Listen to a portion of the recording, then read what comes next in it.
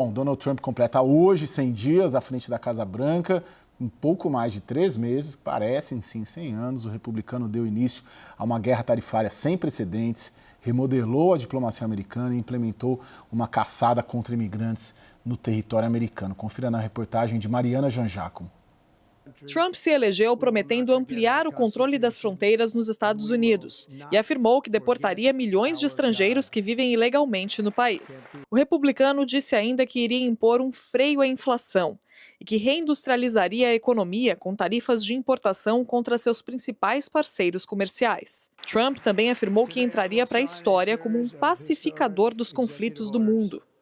With these actions, we will begin the complete restoration of America and the revolution of common sense. It's all about common sense. Sem maioria expressiva no Congresso, precisou adotar uma estratégia de expansão das atribuições do Poder Executivo. Já nos primeiros dias, lançou uma campanha de busca ativa de imigrantes e cancelou vistos de estudantes com opiniões contrárias à ocupação de Israel na faixa de Gaza. As medidas fizeram com que o fluxo de imigrantes na fronteira sul praticamente zerasse, mas o número de deportações se manteve estável em relação ao observado no governo Joe Biden. Na economia, Trump não foi capaz de reduzir os preços no mercado doméstico e a inflação se manteve praticamente estável desde o início do mandato. A previsão dos economistas, entretanto, é de que as taxas de importação aplicadas por Trump levem a um pico inflacionário em breve. As barreiras alfandegárias, na prática, funcionam como um imposto a mais para os consumidores americanos.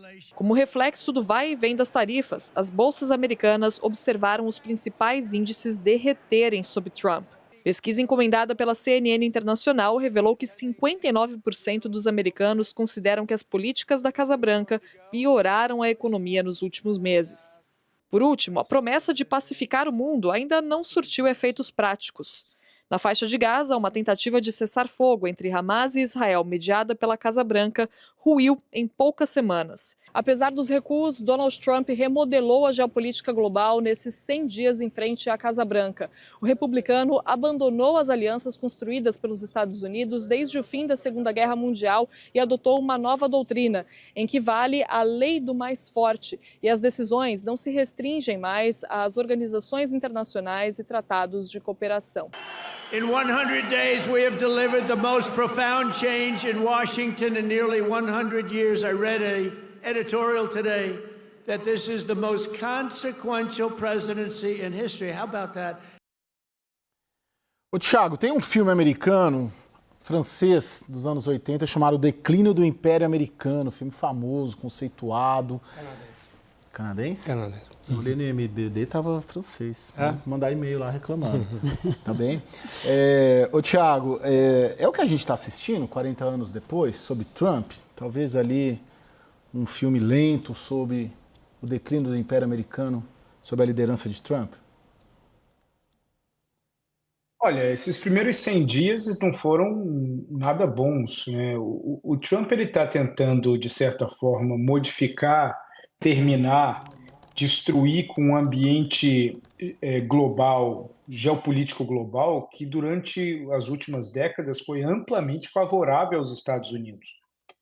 Os Estados Unidos acabou se beneficiando muito dessa ordem global, dessa organização global que o Trump tanto critica. E que o Trump deixa claro que um de seus grandes objetivos é terminar, é acabar com essa ordem global que ele acredita que trata os Estados Unidos de forma injusta. Na prática, o mundo é muito bom para os Estados Unidos por mil razões, mas entre elas porque o mundo ele acaba seguindo muito das sugestões, posicionamentos, imposições, tanto culturais quanto políticas, que partem dos Estados Unidos nas últimas décadas. Financeiramente, todos no mundo, dos mocinhos aos vilões, buscam o dólar, o mundo busca estudar nos Estados Unidos, o mundo busca se vestir como a moda é ditada popularmente nos Estados Unidos, assistir aos filmes americanos, comprar os produtos dos Estados Unidos. E o Trump tem uma visão, por incrível que pareça, de que tudo isso está errado. Então, de fato, esse eventual declínio do Império Americano, ele não é circunstancial. Ele está sendo feito por conta de uma interpretação muito pessoal do Trump onde todos aqueles que atendem ao apoiar, principalmente aqui nos Estados Unidos, eles não entendem muito bem o que eles estão apoiando. Eles acreditam muito mais no mensageiro do que na mensagem, até porque muitos não compreendem a mensagem. E com o passar dos dias, isso vai se tornando cada vez mais impactante e acaba gerando, como nós vimos agora na matéria, esses efeitos das pesquisas que acabam gerando muitas dúvidas no cidadão americano sobre os próximos passos.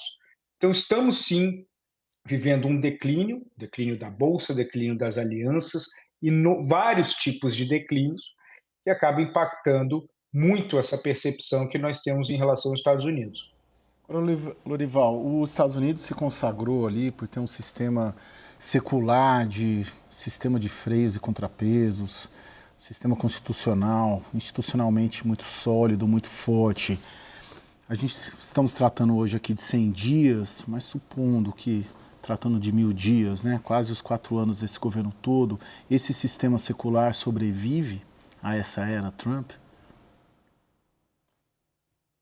Sobrevive, acho que não mais com a mesma percepção de solidez, né, de intocabilidade, né, de respeito, de veneração verdadeira que os americanos tinham por essas liturgias todas, né, porque nada disso tem uma força concreta, né, de imposição, é um acordo, né, da sociedade.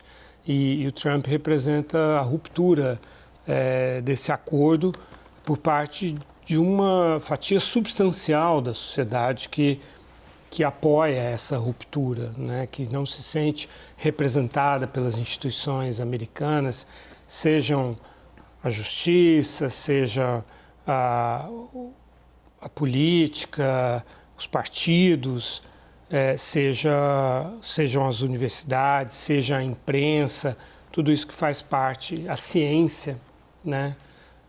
Tudo isso faz parte desse conjunto de instituições americanas. Agora, existem coisas num país que são permanentes. A principal delas, obviamente, é a geografia, né? Então, a geografia americana propicia os valores liberais porque ela não sofre ameaças terrestres, né, de vizinhos hostis. O que leva as nações a uma atitude de insegurança que, por sua vez, conduz ao iliberalismo, historicamente, são os invasores, né? Foi isso que aconteceu com a Alemanha, que foi campo de batalha das guerras europeias, com a Rússia, que foi invadida por hordas de mongóis, de uma série de hunos, de uma série de turcos, tejúcidas, de uma série de civilizações. E as nações que são insulares, como o Reino Unido e os Estados Unidos, por exemplo, dadas outras condições, como o clima temperado e tal, conduzem ao liberalismo, né? Então, a gente vai ver se isso que eu estou dizendo pode ser permanentemente destruído pela inteligência artificial, pelas redes sociais, ou se isso continuará valendo. Eu acho que continuará valendo. Bom, é interessante, a gente vai focar um pouco agora no principal assunto, vamos dizer assim, que nós, pelo menos analistas, nos dedicamos nesses 100 dias do Trump, né? A Global Trade, que é a guerra comercial, né? A Global Trade Alert, né? Que é a plataforma que monitora barreiras protecionistas em escala mundial, fez um levantamento para saber como os países reagiram ao tarifaço de Trump, e o Daniel Rittner tem os detalhes para a gente. Caio, resumindo um pouco aqui o que essa plataforma, mantida por uma organização suíça sem fins lucrativos, que monitora barreiras comerciais, identificou, é basicamente o seguinte: 32 países, incluindo o Brasil, estão negociando neste momento barreiras comerciais com a Casa Branca, ou questão de aço de alumínio, ou as tarifas recíprocas, e 16 países anunciaram algum tipo de medida de apoio, de estímulo interno a setores diretamente afetados pelo tarifaço de Donald Trump, para ficar em 4 exemplos entre esses 16 no total. Taiwan fez um pacote de 12 bilhões de dólares aproximadamente para apoiar a indústria e estabilizar o emprego.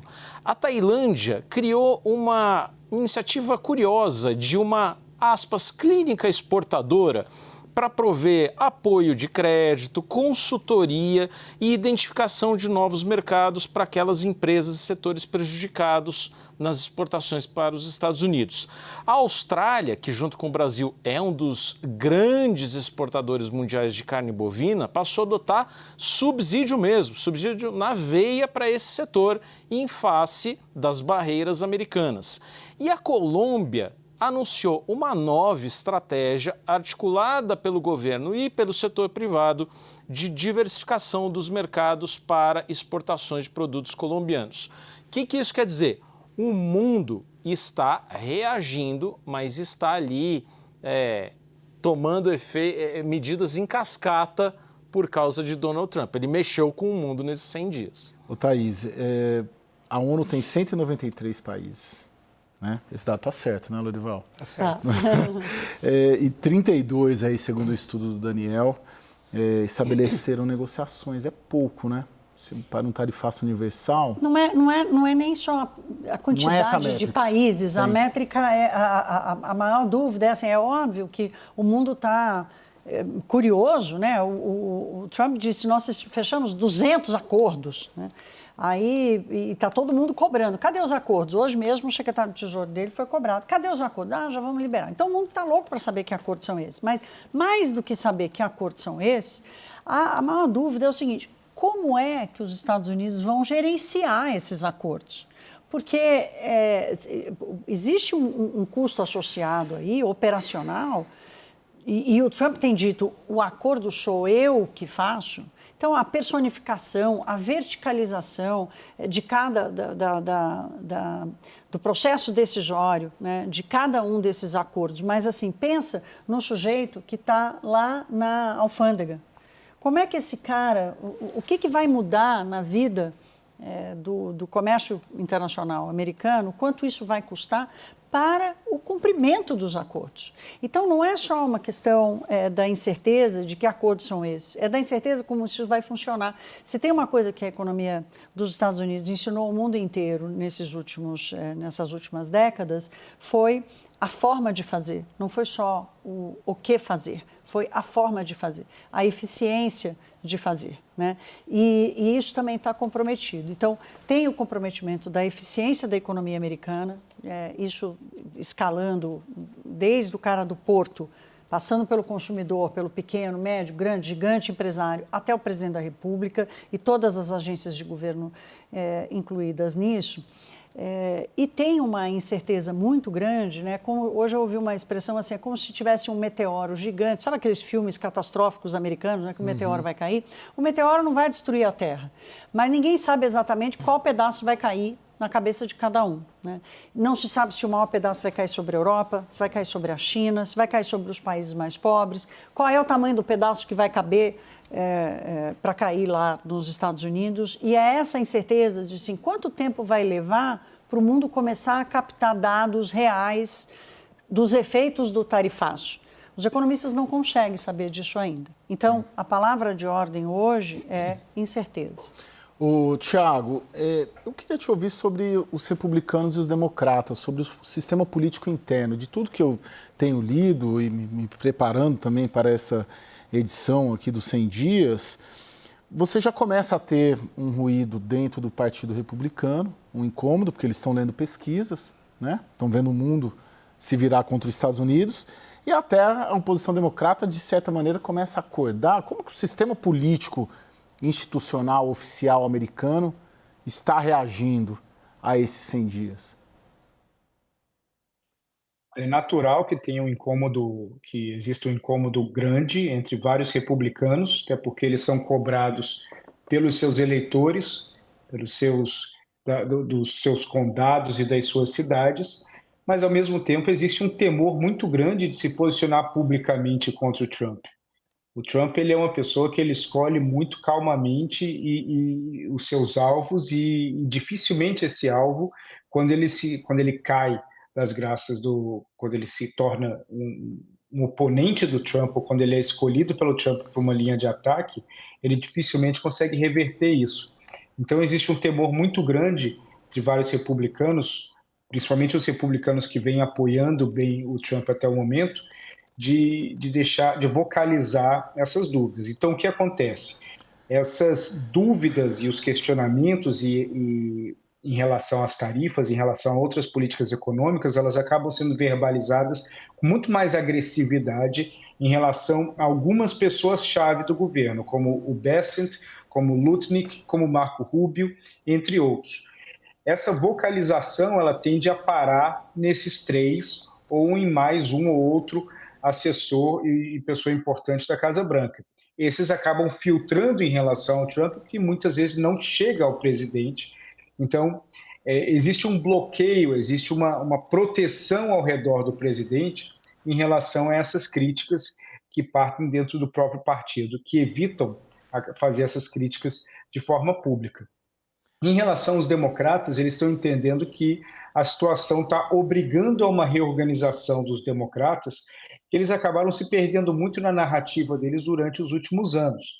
E essa narrativa, que ela foi muito mais focada em elencar os erros ou as ameaças que o Trump traz, ao invés de elencar as oportunidades e o que o Partido Democrata quer trazer para a mesa, eles estão vendo agora que está caindo de bandeja no colo deles tudo que eles podem apresentar, principalmente numa área onde o eleitor, até o ano passado, acreditava que o Trump tinha uma vantagem absoluta, que era a área da economia. Então, quando um dos principais pilares de narrativa do atual presidente, Donald Trump, que é a economia, começa a ruir, com sinais muito claros que qualquer cidadão consegue compreender, os democratas estão vendo uma oportunidade muito grande de reorganizar a narrativa. Aí entram os velhos problemas democratas, de como organizar essa narrativa e que tipo de apresentação eles querem fazer para os seus eleitores. A Bolsa acaba sendo um símbolo muito forte nos Estados Unidos. A queda e o derretimento da Bolsa ela tem um impacto mais forte nos Estados Unidos do que no Brasil. Porque nos Estados Unidos isso é considerado uma forma muito clara de medir o sucesso da economia americana. Então isso acaba gerando uma percepção negativa, uma oportunidade muito boa para os democratas, mas que eles ainda não conseguiram achar bem essa narrativa e como apresentar ela. Lorival, vou te pedir uma brevidade por conta do tempo para falar de judiciário. O judiciário contestando as decisões, o judiciário deve conseguir fazer esse muro contra Trump? As ordens executivas, os decretos do Trump já foram contestados mais de 100 vezes por juízes, boa parte deles nomeada pelo próprio Trump, né? Então, existe de fato um grande conflito entre o judiciário e o executivo. Houve ordens do judiciário que foram desobedecidas pelo governo Trump no que diz respeito à deportação de imigrantes, e isso cria um sinal de alerta muito grande, né, no país. Em princípio, até onde a gente entende a dinâmica dos Estados Unidos, a resposta é sim. O judiciário tem a última palavra e em casos mais importantes, mais sérios, mais explícitos, se o Trump insistir em desobedecer o judiciário, eu acho que ele enfrentará uma barreira muito forte e combinado com a possível derrota dos democratas na eleição de meio de mandato do ano que vem, que renova toda a Câmara e 1/3 do Senado, ele estará arriscando seriamente o impeachment. Bom, gente, a gente tem uma informação de última hora aqui no WW, que a oposição conseguiu reunir agora à noite as 171 assinaturas necessárias para instalar a CPI do INSS. No pedido, o deputado federal Coronel Crisóstomo, do PL de Rondônia, requer a criação da comissão para investigar os sindicatos envolvidos na fraude, com cobranças de mensalidades de aposentados e pensionistas, que pode chegar a 6,3 bilhões de reais em desvios.